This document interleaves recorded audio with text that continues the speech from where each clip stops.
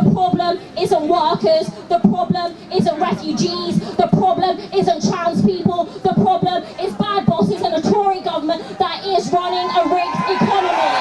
Hi everyone, good evening, and thank you so much for coming out on a cold evening. I'm meant to be in the chamber. They've given me 10 minutes to run in and out before I lose my spot on the speaking order, which is always right at the very bottom with the rest of the Socialist Campaign Group. I wonder why that is. And I want to begin by giving a massive shout out to the National Education Union for absolutely smashing their ballot. 90% of teachers have voted to strike, and victory to the NEU, victory to the teachers and everyone else striking and taking industrial action. And this evening so far, it has been quite sickening to sit in the chamber, listening to Tory MP after Tory MP spitting rubbish about well, I wish they spoke rubbish about the Tories, but about trade unions, about workers who take industrial action, knowing that just a couple of years ago, they were recording themselves, clapping outside their doorsteps for key workers. Shame on them. They clapped for key workers, and now they refuse to give them the pay rise that they deserve. Pay them properly and we wouldn't have this problem, and we know what they're doing. We know where the problem really lies. Once the cameras stopped rolling, the record for Tories and the government changed. They said that key workers were greedy, they said that key workers were selfish, and then they started the classic divide and rule, pitting workers against each other, saying that railway workers shouldn't get a pay rise if nurses don't, but that nurses couldn't get a pay rise either. Make that make sense. And now they've stooped to this, an anti-worker bill that threatens the civil liberties of us all. From clapping nurses, they're now sacking nurses. And this new law would see nurses, teachers, firefighters and other key workers face the sack if they go on strike. It's apparently about safety, they say, but safety isn't mentioned a single time in this bill. They say it's about bringing us in line with other European nations, but Britain already has some of the worst anti-trade union laws in the Western world.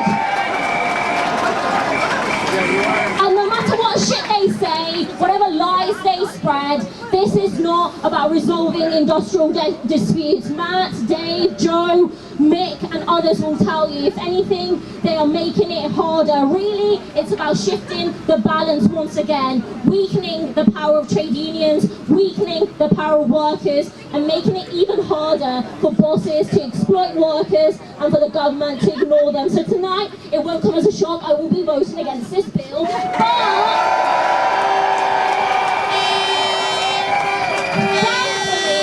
thankfully, we have a Labour Party that's remembered what Labour stands for and will also be voting against this bill. But we have to be real with each other. It's going to pass tonight. The numbers will mean that the Tories will pass this bill and it will come back to the Commons and we will vote against it again. But it might pass again too. And then it will go to the courts where the struggle will only be held up ever so slightly. And in my view, the only way to defeat this bill is politically. It's demonstrations like this where we get organised and we fight back properly. It's about winning the argument in our communities, in our workplaces and on the streets.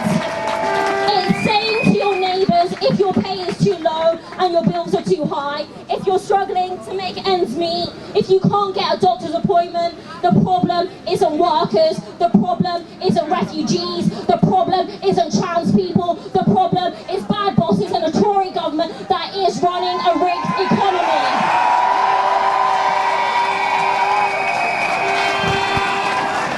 So I'm just going to wrap up and run back, but I want to give you all my solidarity in the weeks and months ahead. Shit is going to get harder and we need to win. So let's build this movement from the picket line and in Parliament. Let's defeat this bill and let's win for workers. Thank you so much. Have a great evening.